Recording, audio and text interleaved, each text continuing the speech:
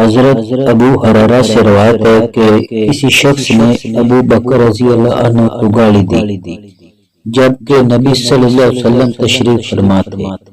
آپ تہجد کر رہے تھے اور مسکرا رہے تھے۔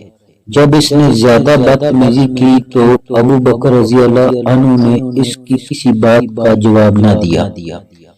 اس پہ نبی صلی اللہ علیہ وسلم ناراض ہو کر اٹھ کھڑے ہوئے۔ ابو بکر آپ صلی اللہ علیہ وسلم کے پاس گئے اور عرض کی، اللہ کے رسول، وہ مجھے گالیاں دیے جا رہا تھا جبکہ آپ تشریف فرما تھے۔ جب میں نے اس کی کسی بات کا جواب دیا تو آپ ناراض ہو کر اٹھ کھڑے ہوئے۔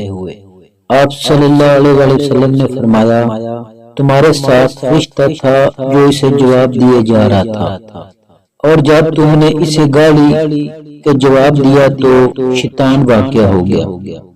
پھر فرمایا، ابو بکر، تین چیزیں مکمل طور پر حق ہیں۔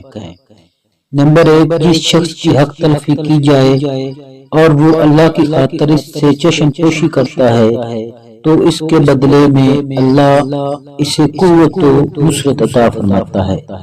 نمبر 2، جو شخص صلہ رحمی کی خاطر عطیہ دیتا ہے تو اللہ اس کے بدلے میں اسے زیادہ عطا فرماتا ہے۔